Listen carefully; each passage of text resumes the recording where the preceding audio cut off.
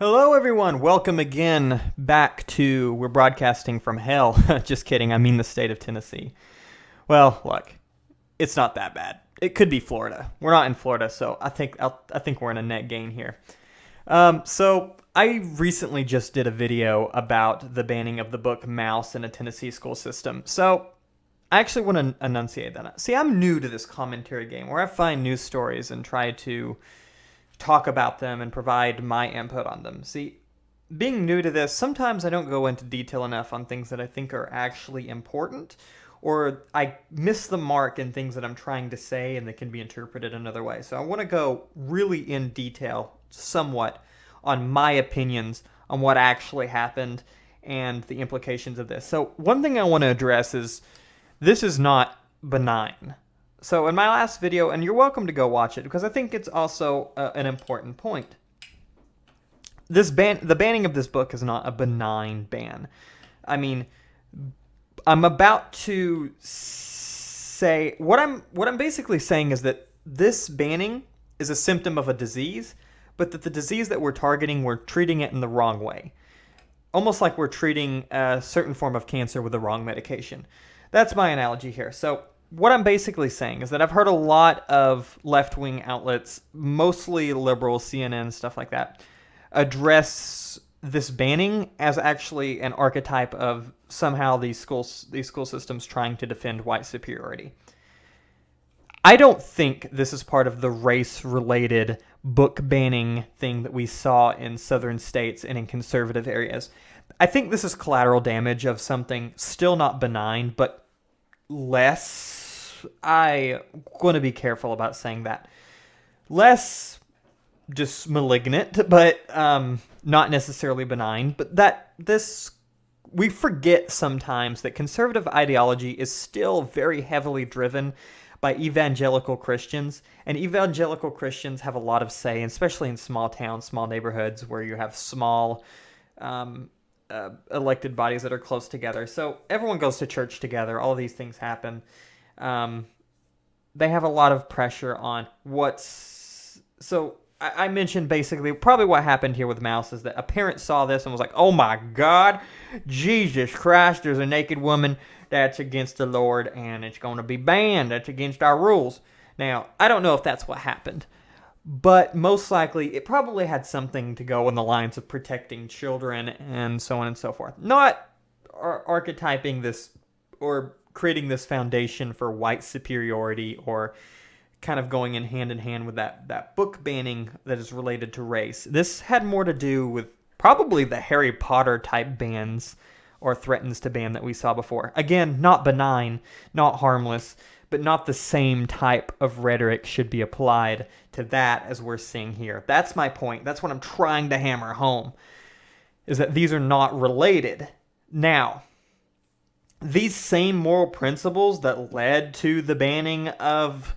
Well, I don't think Harry Potter was ever banned, but the attempted bans on Harry Potter and probably what happened to Mouse as well are the same ones that do have an objective tie to racial issues in the United States and issues on homophobia, racism, and all the isms that you can probably think of, that they do have a fundamental tie. Sometimes it's more... There are truly people in the South, I live in this community, who do want to protect children.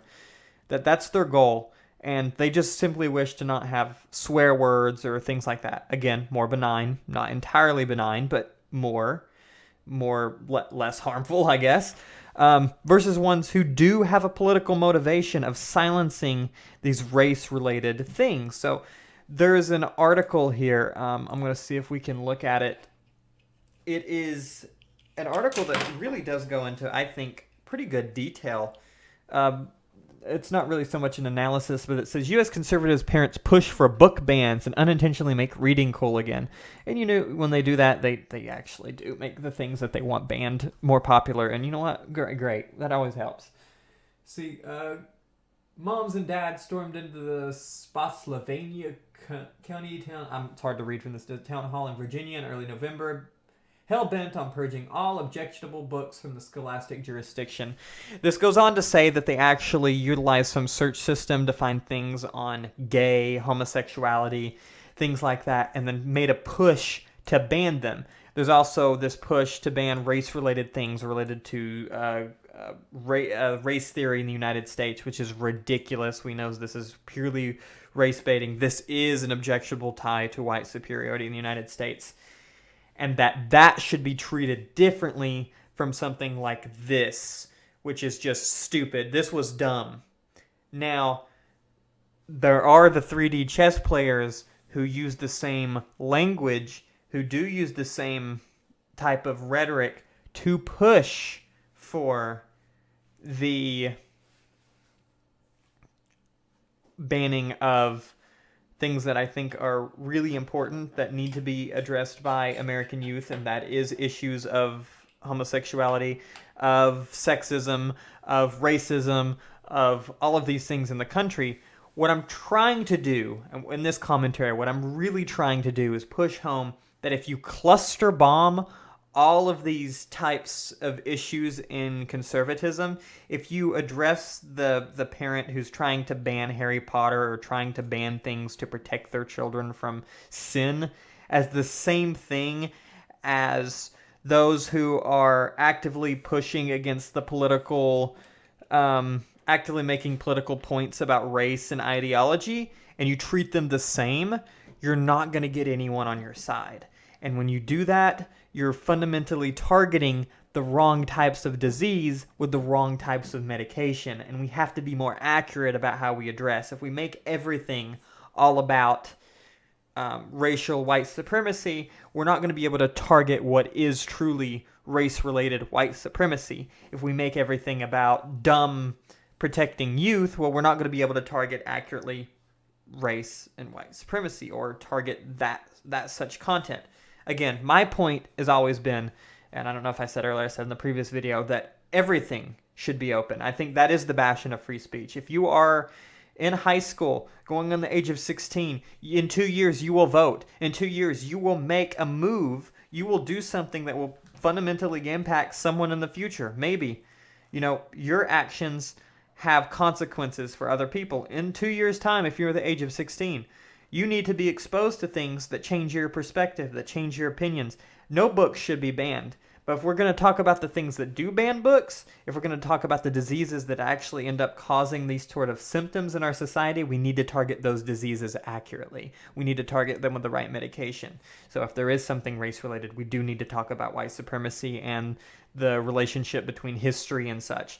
And if it's more bound to the moral principles of evangelical Christianity, we need to talk about it in that angle. We need to talk about it, about those connections with the Conservative Party, and not mix them and intertwine them. See, I don't think anyone knows objectively, but I think there's a lot of far-reaching about what's being done here. The school board blatantly said this is about swearing. This is about, nudity in the book. I believe them. I live in these small towns. That's usually what it is. Now, because the Republican Party is not interested in banning Holocaust-related stuff. They use that rhetoric for themselves pretty well. They're happy to use it. Don't think that they won't use the Holocaust against leftists, because they will.